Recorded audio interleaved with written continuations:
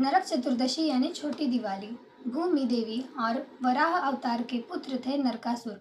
और नरकासुर का जब जन्म हुआ था तब भूदेवी ने वरदान मांगा कि हमारे पुत्र को कोई भी मार ना सके। तब वराह भगवान ने उन्हें वरदान दिया था कि तुम्हारे पुत्र को कोई भी नहीं मार सकता, सिर्फ तुम्हारे सिवा। उस वरदान का अर्थ भूदेवी को तब समझ में नहीं आया।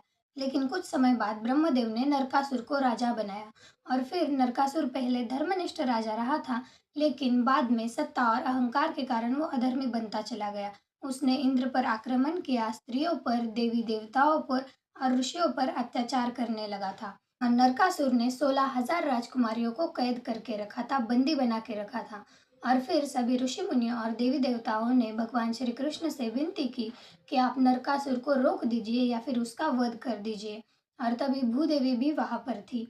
फिर सबकी विनती सुनने के बाद भगवान श्री कृष्ण अपनी पत्नी सत्यभामा को लेकर नरकासुर के पास चले गए और नरकासुर से युद्ध शुरू हुआ।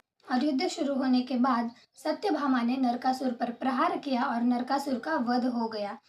सत्यभामा ने प्रहार इसलिए किया क्योंकि सत्यभामा भूदेवी की यानी भूमि का रूप थी और उनके हाथ से ही उसका वध होने वाला था। मृत्यु के समय नरकासुर ने भगवान श्री कृष्ण से माफी मांगी कि मैं आपका ही अंश हूँ, आप मुझे माफ कर दीजिए। तब भगवान श्री कृष्ण ने नरकासुर को कहा कि तुम्हें जो वरदान चाहिए वो मांगो। फिर नरकासुर ने कहा कि जो आज के दिन यानी नरक चतुर्दशी के दिन सुबह उठकर अभ्यंग स्नान करेगा और पूजा करेगा, वो कभी भी नरक नहीं जाएगा, वो नरक से मुक्ति पाएगा। ऐसा नरकासुर ने वरदान मांगा और भगवान श्री कृष्ण ने उसे वरदान दे दिया। इसीलिए हम नरक चतुर्दशी के दिन अभ्यंग स्नान करते हैं और भगवान की पूजा करते हैं। राधे राधे।